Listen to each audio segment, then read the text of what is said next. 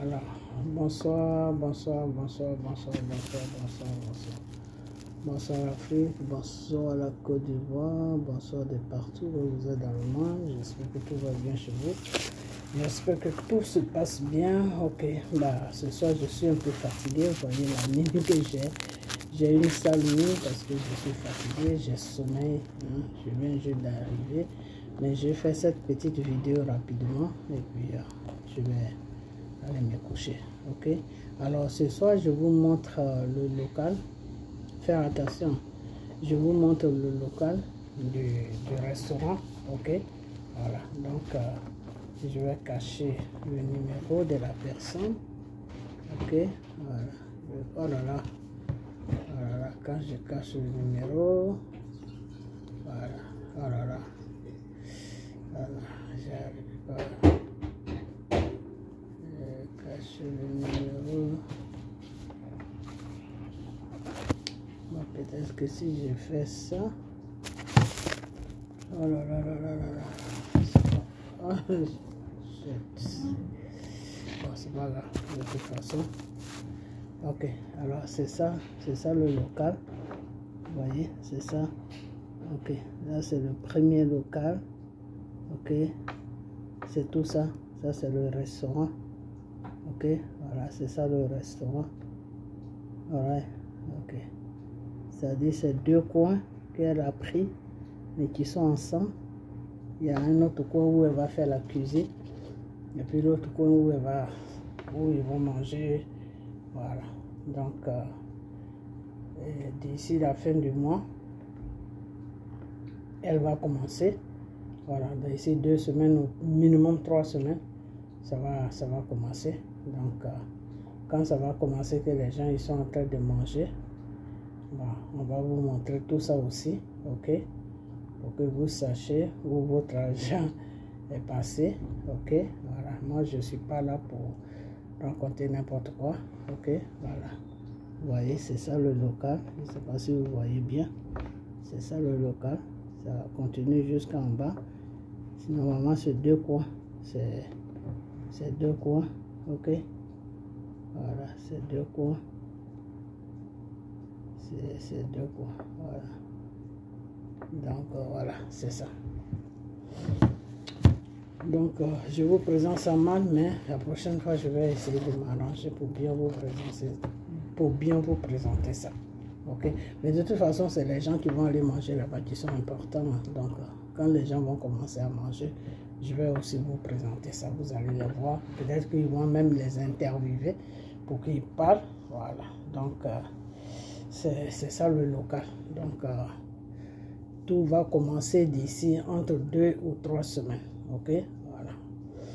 Alors, ce soir, j'espère que vous allez bien. J'espère que je vous ai dit bonjour. J'espère que vous allez bien. J'espère que tout va bien dans vos différentes familles, que tout va bien dans vos différentes maisons, que tout le monde se porte bien. Ok, et puis que vous êtes restez toujours dans la parole de Dieu, car c'est la parole de Dieu qui est la bonne voie à suivre. Ok, voilà. La parole de Dieu, c'est la Bible. C'est les prières, les jeûnes. Ok, avant de lire la Bible, il faut confier tes yeux et tes oreilles à Dieu, de les ouvrir pour que tu puisses comprendre ce que tu lis, parce que la Bible est un esprit. Voilà. La Bible est l'esprit de Dieu. Le Saint-Esprit, c'est la Bible.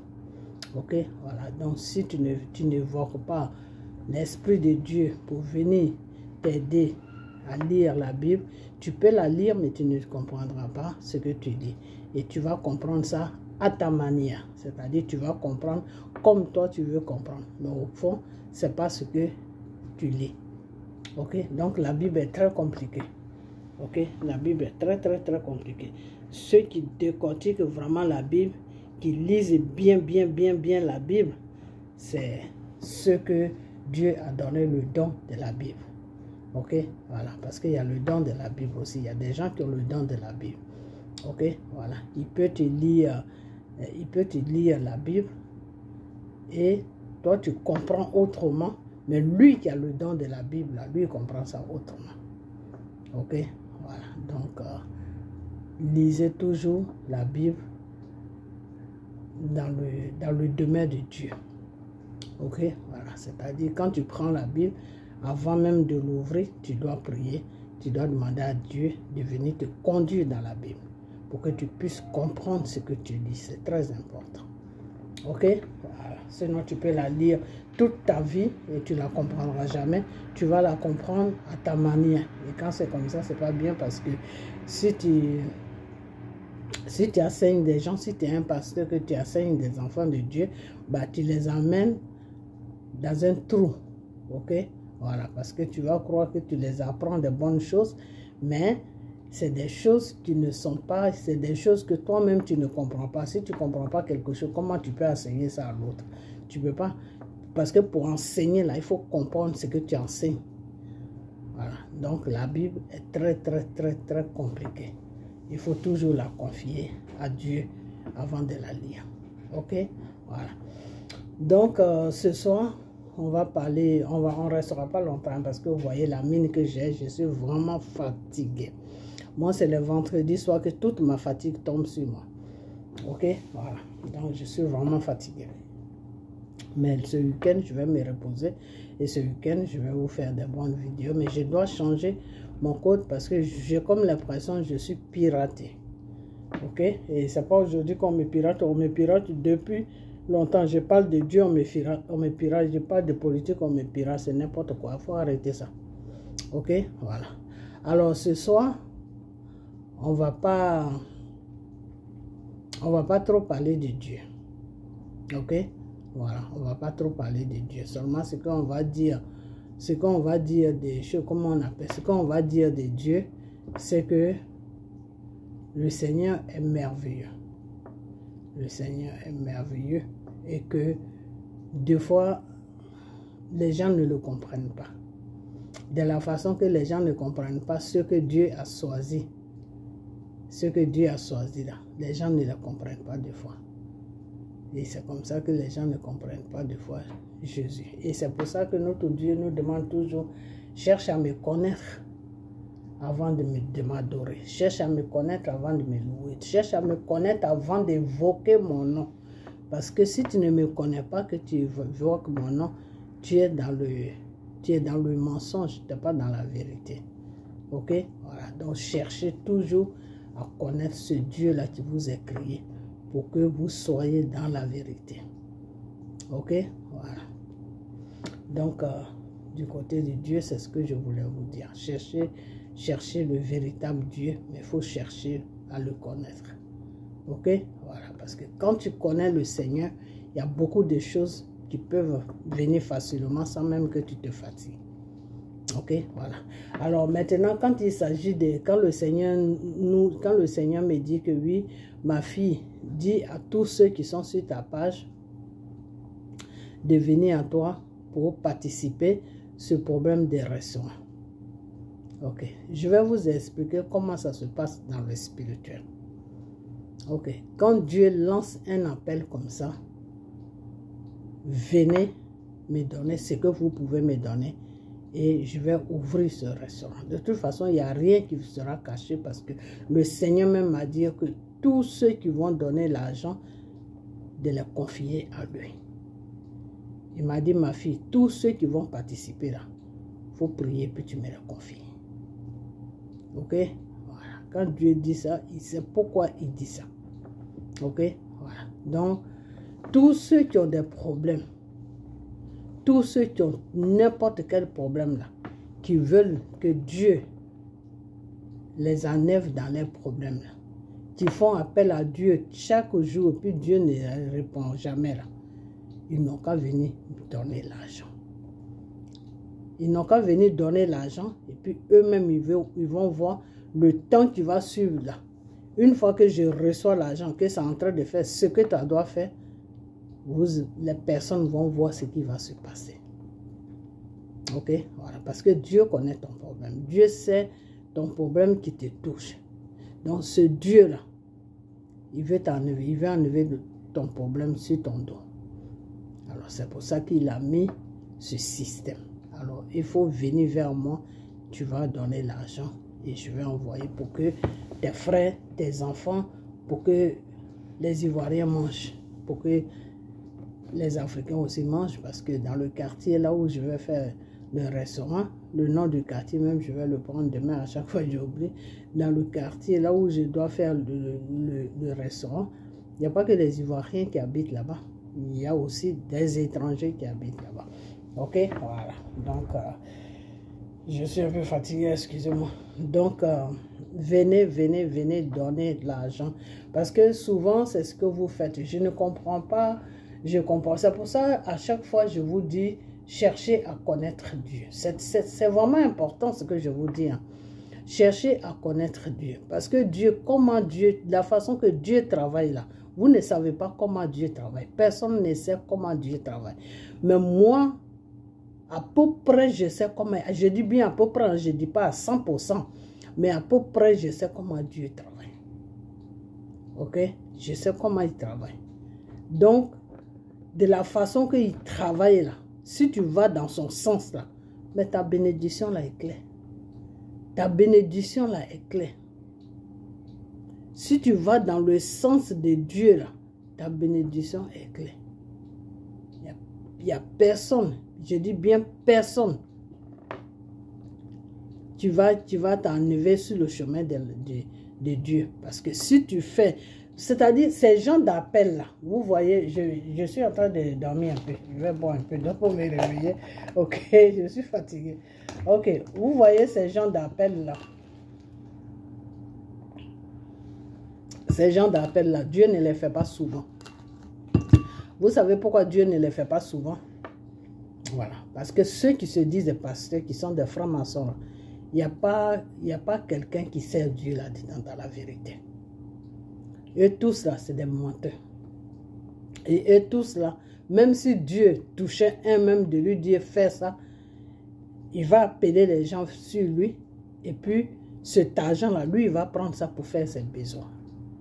Mais moi, ce n'est pas le cas. Je vous ai déjà montré le local qui a été pris. Et je vais vous montrer le local à la fin de la vidéo. Si je n'oublie pas.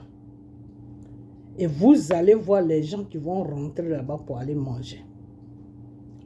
Tout ça là sera photographié, ça sera sur ma page. Parce qu'il n'y a rien que je vais laisser. Puisque le Seigneur même m'a dit que tout soit clair.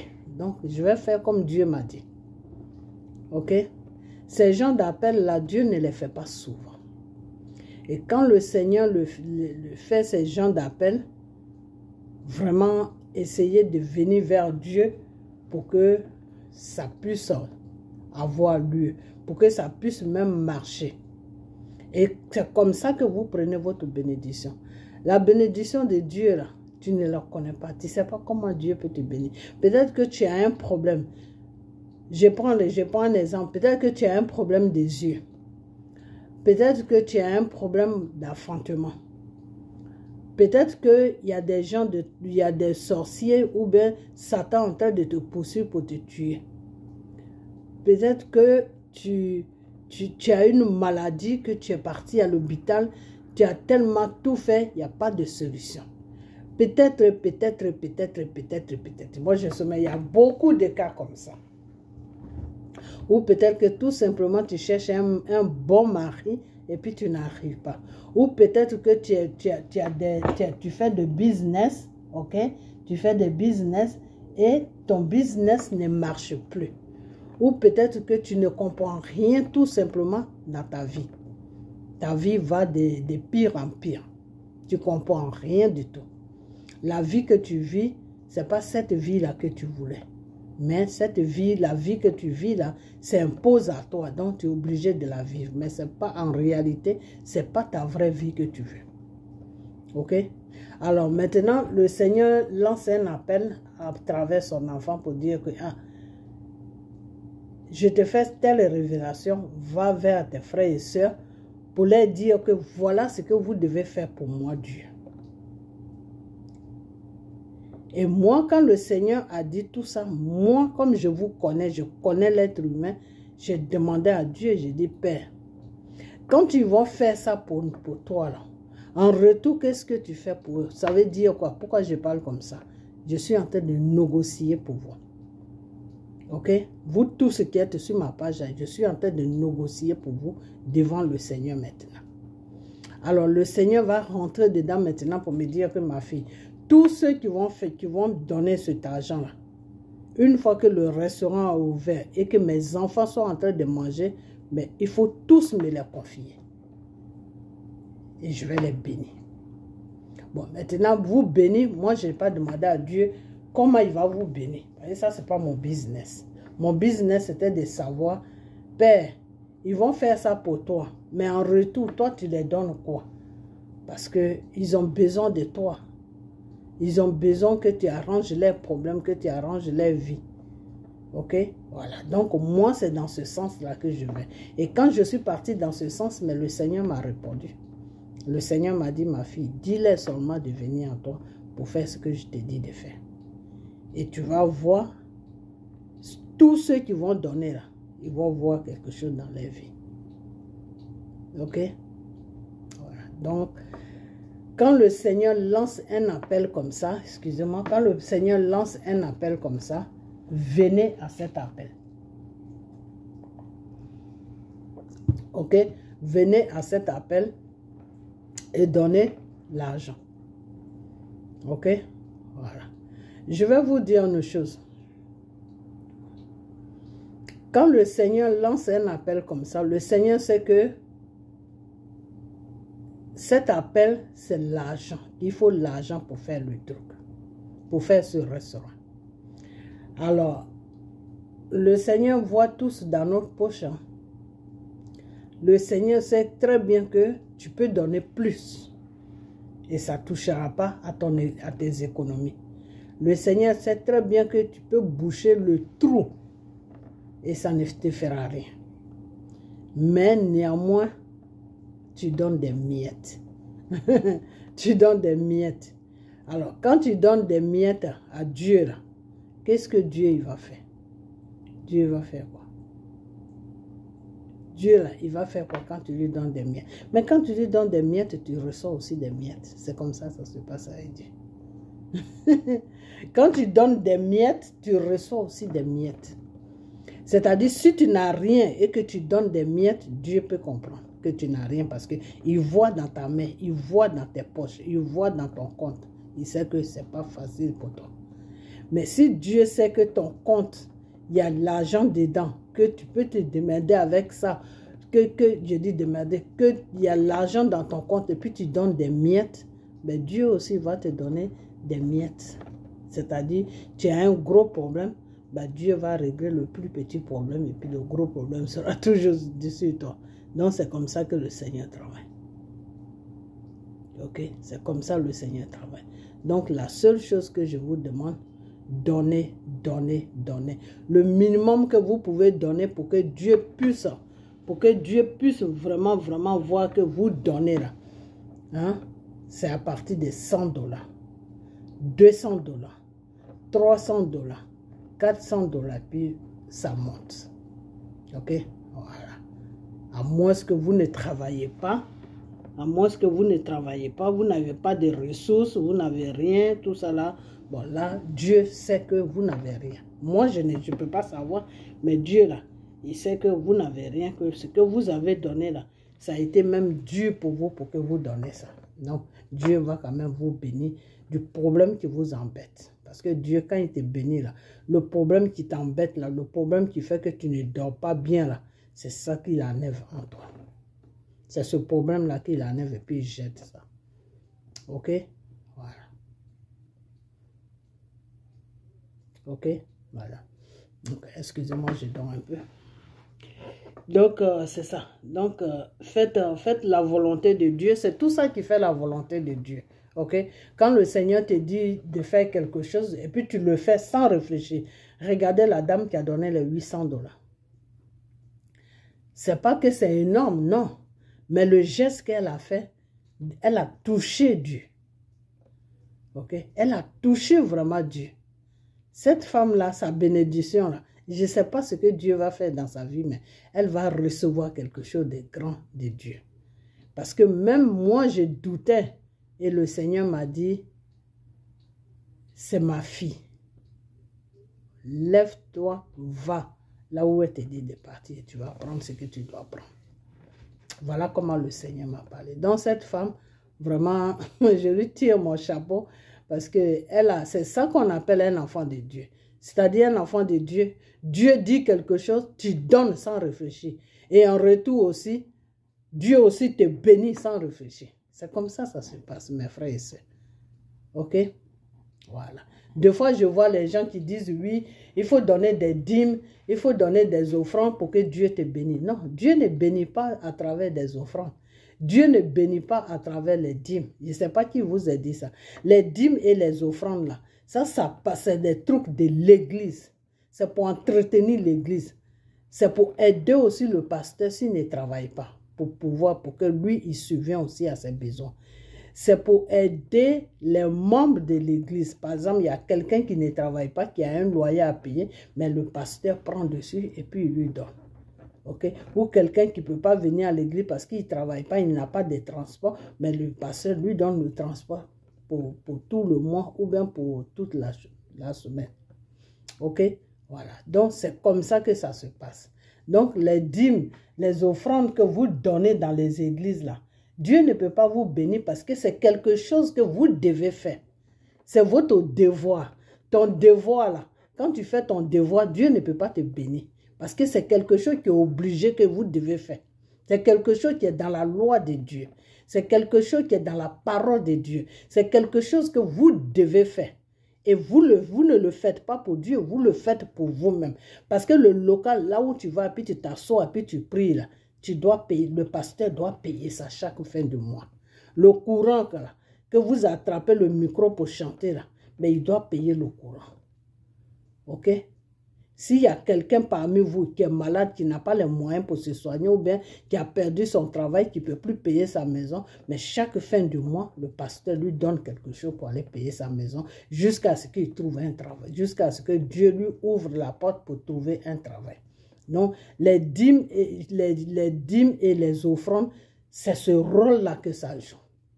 Donc, Dieu ne peut pas vous bénir pour ça, parce que c'est quelque chose qui est obligé. Vous devez le faire. C'est une obligation. C'est comme si Dieu mettait une loi. Par exemple, je vais vous expliquer quelque chose. Ok.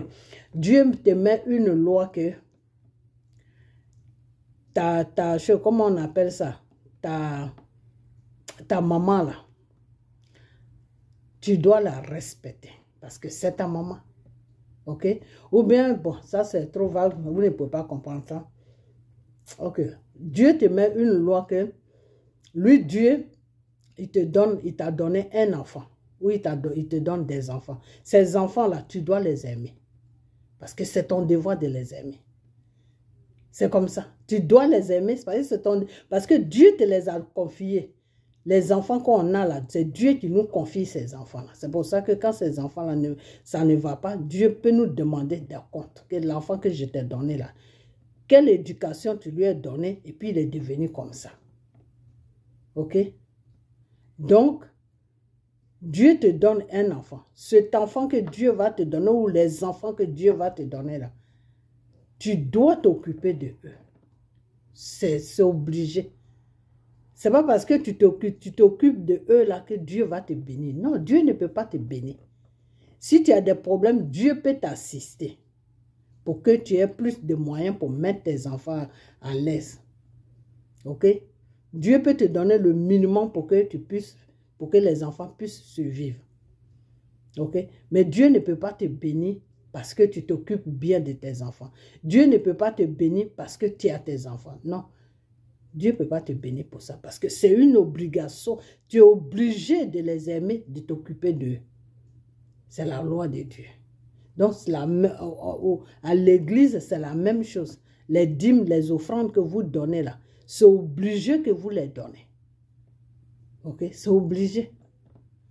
Il n'y a pas une bénédiction derrière. S'il y a un pasteur qui vous dit oui, il faut donner, si tu ne donnes pas, tout est bloqué ou bien il n'y a pas de bénédiction, dites-lui carrément que c'est faux. Il n'y a pas de bénédiction là-dedans. Ok? Voilà. Tu le fais parce que tu dois le faire. C'est comme la Bible. Le Seigneur te dit, lis la Bible pour pouvoir me connaître, pour pouvoir connaître ma parole. Ok? Prie pour que je m'approche de toi. Jeûne pour que je sois en contact avec toi. Alors, toi, tu dis non, je vais faire tout ça pour que Dieu me bénisse. Mais quelle bénédiction tu attends? Franchement, tu attends quelle bénédiction? Tu es obligé de le faire parce que c'est une obligation. C'est obligé que tu le fasses parce que c'est une loi que Dieu a mis là. Et tu dois suivre cette loi-là. Ok? Si tu veux rentrer dans tous les, comment on appelle, tu veux accomplir tout ce que tu fais dans le Seigneur là, mais tu es obligé de faire ça. Tu ne peux pas dire que non, comme il n'y a pas de bénédiction dedans, moi je ne fais pas. Non.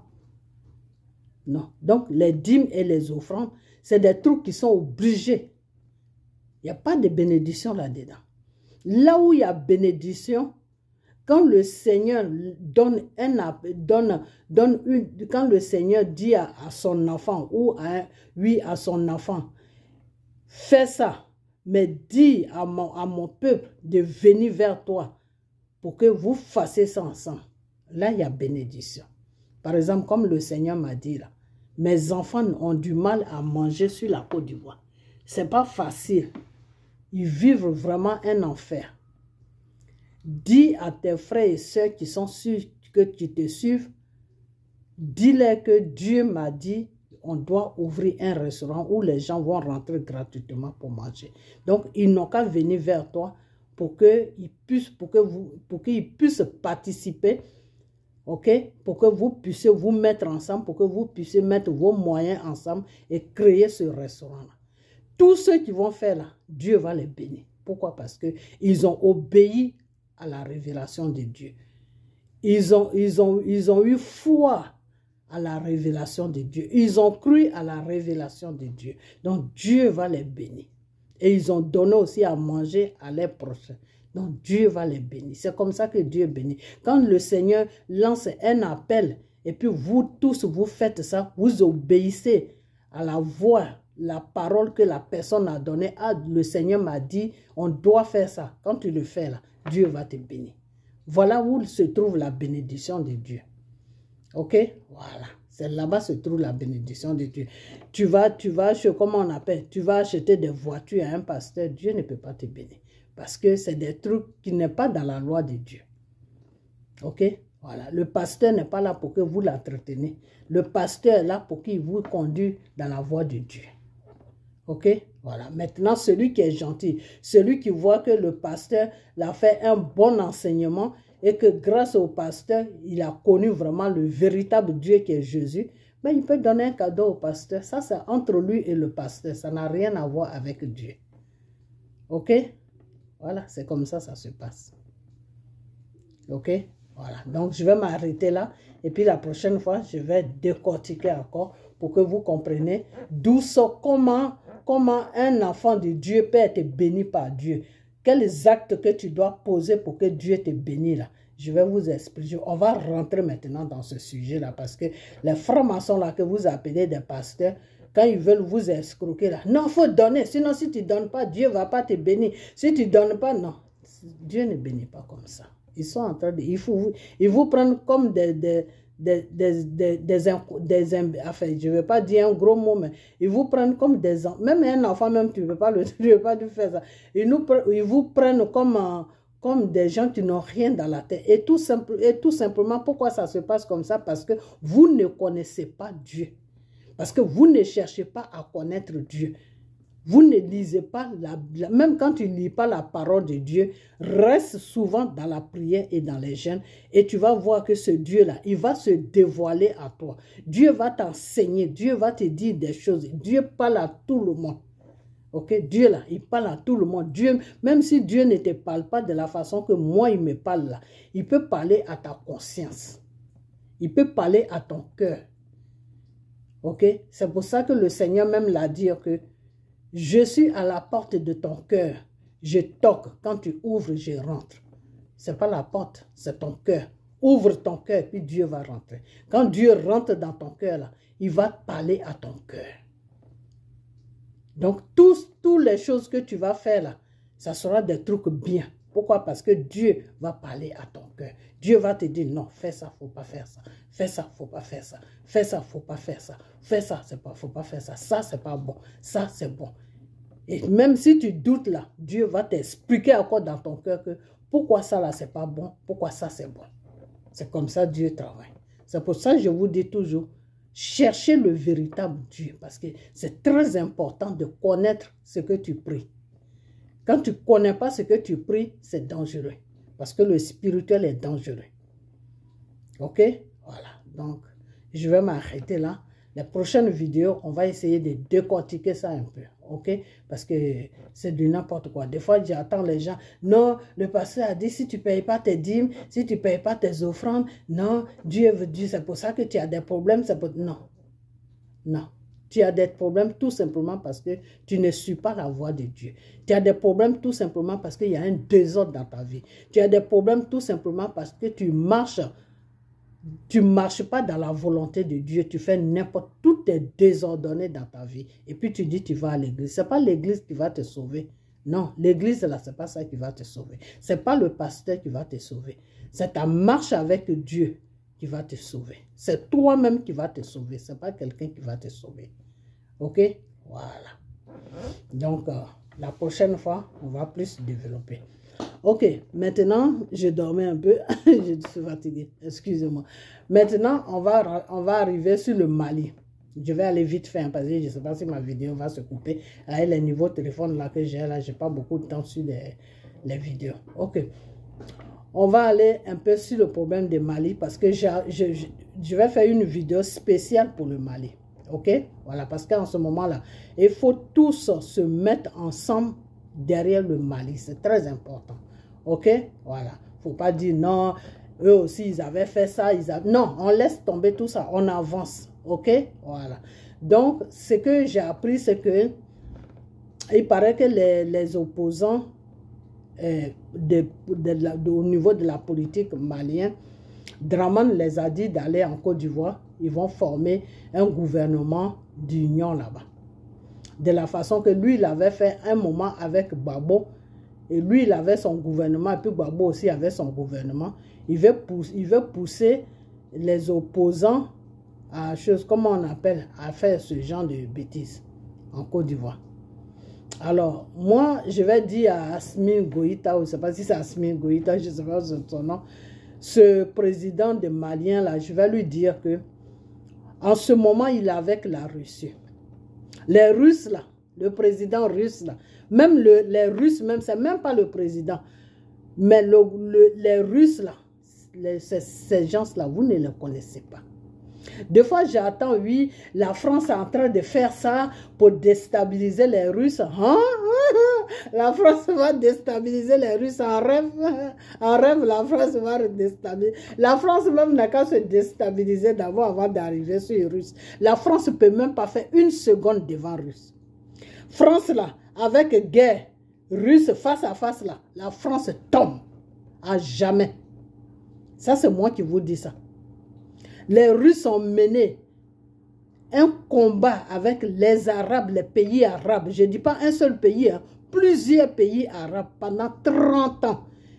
Avant, la Russie avait la première puissance du monde. Ce n'était pas les États-Unis qui avaient la puissance, c'est la Russie qui avait la puissance. C'est dans les guerres qu'ils ont perdu la puissance, la première puissance du monde, et les États-Unis ont pris ça. C'est pour ça, c'est à cause de ça que eux et les États-Unis, là, c'est chien et chat. Ok?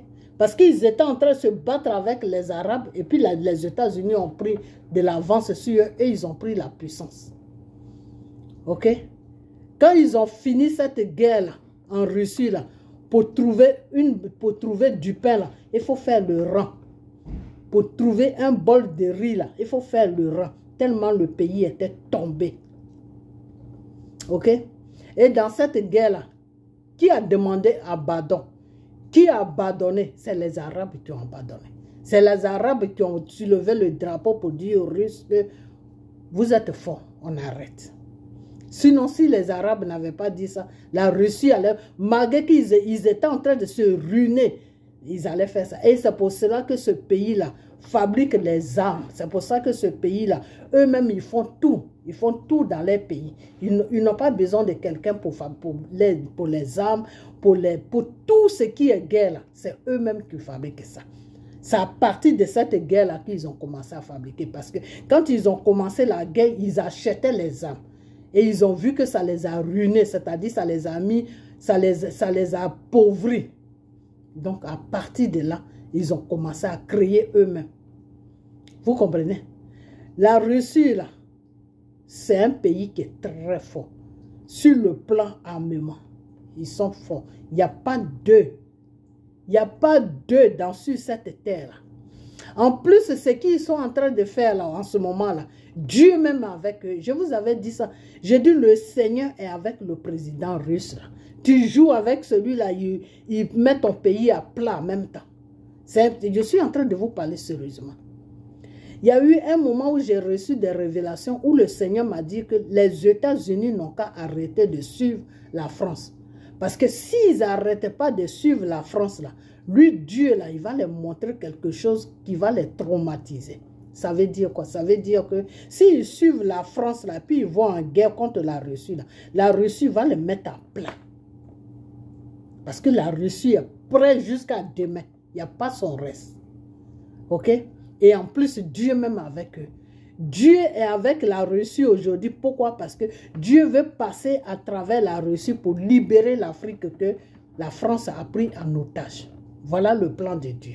Parce que Dieu voulait passer par la Côte d'Ivoire. Mais le Seigneur voit que le peuple de la Côte d'Ivoire est touché par un esprit de peur. Donc cet esprit de peur-là fait que le peuple ne peut rien faire. Et Dieu, lui, travaille avec le peuple. Dieu ne peut pas seulement travailler avec Gbagbo. Non, c'est pas comme ça se passe. Dieu est avec Gbagbo pour que Gbagbo dirige le peuple. Et Dieu maintenant, à travers le peuple, il fait le travail maintenant. Mais comme ce peuple a peur, ils ont un esprit de Satan, les a mis un esprit de peur sur toute la Côte d'Ivoire, donc ça atteint tous les Ivoiriens. Aujourd'hui, là, même si l'Ivoirien n'a pas à manger, là, tu lui dis de sortir dehors, là, il ne peut pas sortir. Les femmes, là, même, c'est elles-mêmes qui doivent marcher. Elles ne peuvent pas marcher parce qu'elles ont toutes peur. C'est l'esprit de peur là qui plane sur la Côte d'Ivoire. OK? Et cet esprit de peur là ne peut pas toucher le Mali, ne peut pas toucher le Burkina, ne peut pas toucher ces pays-là. OK? Voilà. Donc, c'est par ces pays-là maintenant que Dieu va passer pour libérer toute l'Afrique. Est-ce que vous comprenez? C'est pour ça qu'on doit être soudés derrière le Mali, derrière le Burkina. OK? Derrière la Guinée. Tout pays qui se lève pour faire tomber, pour dire à la France de dégager là, on doit les soutenir. C'est que c'est le plan de Dieu. Est-ce que vous comprenez? Donc ce président russe là, Jésus même est avec lui pour passer par lui pour libérer toute l'Afrique. Donc si la France, le Seigneur m'a dit que si les États-Unis vont jouer avec la France, ce qu'il va leur montrer là, ça ne sera pas bon. Dieu aime beaucoup les États-Unis. Vous savez pourquoi? Parce que c'est un pays qui donne facilement. C'est un pays qui a pitié. C'est un pays, c'est-à-dire, c'est un pays qui, quand tu quittes dans ton pays, tu viens ici, tu es à l'aise, quoi. Pas à l'aise totalement, mais quand même, tu as le minimum. OK? Dans ce pays-là, si tu ne travailles pas, tu peux manger. Tu peux dormir quelque part au chaud. Tu vois? Donc, quand le Seigneur voit tout le bien qu'ils font aux étrangers, le Seigneur les bénit. Sinon, ce n'est pas parce qu'ils sont clean. Non, ils ne sont pas clean, ils font du n'importe quoi.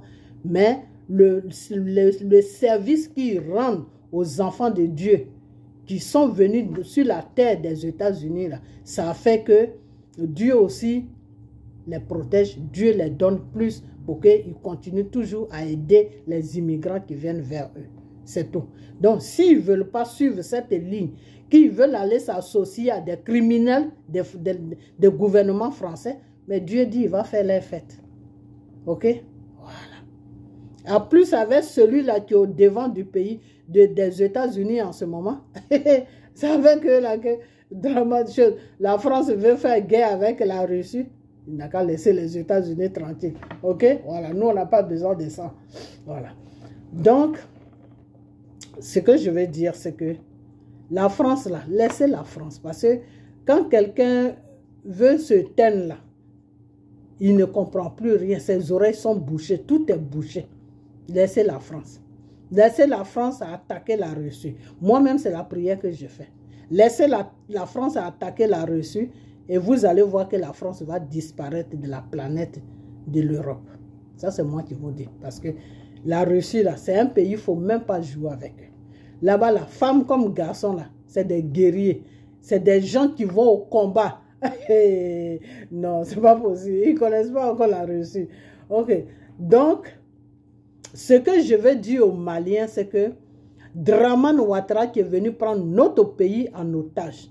Dramane Ouattara n'est pas un président en Côte d'Ivoire. Dramane Ouattara est un coup d'État en Côte d'Ivoire. Il a forcé pour être là où il est. Il n'y a personne qui le reconnaît. Il n'y a pas un Ivoirien qui le reconnaît en tant qu'un président. Okay? Il est président de lui-même et de ses rebelles qui l'entourent. Ok, voilà. Et de la France. Parce que c'est la France qui l'a mis là. C'est les francs-maçons qui sont assis à l'Élysée là-bas. Là. C'est eux qui l'ont mis là. Ok. Donc, monsieur Goïta ou je ne sais pas quoi, tu es avec la Russie, c'est Dieu même qui t'a amené ces gens-là. Pour que ces gens-là puissent t'aider et à travers toi, ils vont aider aussi l'Afrique. Ok. Parce qu'en Côte d'Ivoire, le peuple ne veut rien faire. Ok. Donc, si Dramane Ouattara t'emmerde là, s'il prend les opposants qui n'ont rien dans la tête, des acheteurs, des famelettes qui n'ont rien dans la tête, qui sont en train de composer avec le gouvernement français, là. Si Dramane les abrite sur la Côte d'Ivoire pour dire qu'ils n'ont qu'à faire chez le gouvernement d'union ou je ne sais quoi, là. Monsieur Goïta ou je ne sais pas quoi, là. La Russie avec toi, non. Dis à la Russie de placer des bombes dans la direction de Dramane Ouattara. Comment on appelle ça? Sa résidence là, il faut bombarder ça. Voilà. Il faut bombarder sa résidence. Parce que quelqu'un comme ça, il ne faut pas jouer avec lui. Hein. C'est un conseil que moi je te donne. Dramane là, il ne faut pas jouer avec lui. Si tu as les moyens pour amener les missiles de la façon que la France a amené les missiles sur Gbagbo là. Mais il faut pleuvoir des missiles comme ça sur lui. Lui-même, tu vas même pas, c'est-à-dire une seule bombe qui va tomber là, Dramane va fuir parce que c'est un peureux. De nature même, c'est un peureux. Ok? Voilà. Alors des fois, je ne comprends pas pourquoi le peuple ivoirien ne se lève pas. Dramane même, de nature, c'est un peureux. Si c'était Gbagbo, je pourrais dire, ah, là, tu as un problème parce que Gbagbo, il est têtu. Ok, voilà, lui il est têtu, lui il fait ce qu'il a envie, il fait ce que Dieu lui met dans le cœur. Ok, voilà, donc si c'était lui là, je pourrais te dire, ça vous avez, même si vous mettez tous les bombes, tous les missiles là, ce type là il ne va pas décoller. Mais Dramane Ouattara, la première bombe qui va tomber là, Dramane Ouattara est déjà parti. Vous n'allez même plus le retrouver dans la maison là-bas. Donc, monsieur Goïta, si, je ne sais pas si je répète bien ton nom, hein, tu m'excuses. Si Dramane Ouattara t'emmerde là, il faut lancer des missiles dans sa résidence là-bas. Dans le palais là où il est assis là, sur la violence là. Dans le palais là où il est assis, de son coup d'état qu'il a fait, qu'il appelle élection président, là. Il faut lui lancer des missiles. C'est-à-dire, si Dramane t'emmerde là, il faut le bombarder. C'est de ça que je parle. Ok? Voilà. Vous les Maliens là, si Dramane vous emmerde là, bombardez-le. Je ne vous ai pas dit d'aller bombarder la Côte d'Ivoire. C'est-à-dire, regardez bien dans sa direction, là où il dort là. Même s'il n'est pas là-bas, casser tout, c'est-à-dire bousiller la résidence, comment on appelle, de la Côte d'Ivoire. Bousiller ça. Ok? Quand lui-même, il va venir voir là, ces bêtises qu'il fait là, il va arrêter ça. Parce que Dramane a pris la Côte d'Ivoire en otage. Donc, les Ivoiriens le laissent faire. Alors, pour lui, il croit qu'il a le droit de diriger toute l'Afrique de l'Ouest. Voilà un homme qui est complètement perdu dans la nature. Dramane est perdu dans la nature. Dramane, c'est un sauvage. C'est un zozo, Dramane. Ok?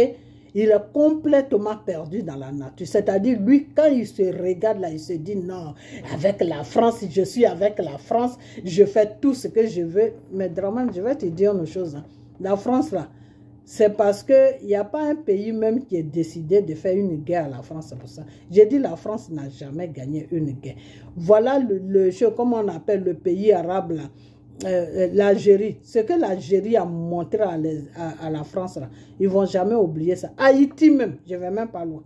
Le petit pays Haïti, là, un matin, ils se sont levés, la France s'est cherchée. tous les Français qui étaient là-bas. Tu voyais les hélicoptères là qui descendaient toutes les 5 minutes pour les ramasser. Ceux qui ont eu la chance, ils sont partis. Ceux qui n'ont pas eu la chance, là, les Haïtiens les ont égorgés comme des poulets. Ok? Donc la France là n'a jamais fait une guerre sur cette terre que Dieu a créée. Les seules guerres qu'ils ont fait là, c'est la guerre des Allemands et c'est même pas eux-mêmes qui se sont libérés. Ils ont appelé les États-Unis, ils ont appelé l'Angleterre et ces deux pays-là sont allés prendre toute l'Afrique pour les mettre devant pour que la France soit libérée. Donc la France là, c'est des poules mortes, c'est des poules mouillées plutôt, c'est des famillettes. Ok, Macron qui est là avec ses petits pieds là en train de se promener partout là, celui-là, ce n'est même pas lui-même qui fait tout ce qu'il est en train de faire. C'est la franc-maçonnerie qui est assise à l'Élysée là. Les vieux là, depuis autant de, je ne sais quoi, De Gaulle ou bien Chirac, je dis Chirac, Mitterrand là, qui sont assis à l'Élysée là-bas là. C'est eux qui font n'importe quoi sur l'Afrique. Et Macron aussi, pour garder son pouvoir, il est obligé de les suivre. Ok? Voilà. Donc, Maliens, ne perdez même pas le temps avec Dramane. Dramane, là, ne jouez pas avec lui. Hein. C'est un conseil que je vous donne. Ne jouez même pas avec lui. Si vous voyez qu'il devient une menace pour le Mali, là, bombardez-le. Ok? Bombardez-le. Les bombes, là, mettez ça dans sa gueule, sur sa résidence, bombardez tout le coin. Et puis, il n'y a rien. Il n'y a rien. Il n'y a rien. Il n'y aura rien. Les Ivoiriens même seront contents. Ils vont danser, ils vont faire des fêtes. Ok? Voilà. Donc, c'est ce que je vais à vous dire. Dramane vous emmerde, mais montrez-le que vous êtes des femmes. Vous êtes des hommes, vous n'êtes pas des femmes. Ok? Voilà. Donnez-lui sa dose. Parce que Dramane, quand tu lui donnes sa dose, là, il te respecte. Donnez sa dose. Donnez-lui sa dose. Est-ce que vous comprenez? Voilà. Donc, si Dramane, si vous voyez vraiment que Dramane vous emmerde, parce que ce n'est pas Dramane qui va vous emmerder, hein. Ce n'est pas Dramane qui va déstabiliser le Mali avec tout ce que vous avez fait pour lui. C'est comme ça qu'il vous remercie, ce vieux, comment on appelle ça, inconscient là. C'est comme ça qu'il vous remercie. Non, montrez-lui que vous n'êtes pas là pour jouer avec lui. Montrez-lui qu'il veut déstabiliser votre pays qui est le Mali là. Vous mourrez avec lui. Bombardez sa résidence. Ok? Voilà. Bombardez sa résidence. C'est ça qui manque en Afrique. Quand quelqu'un t'emmerde là, il faut le bombarder. Ok?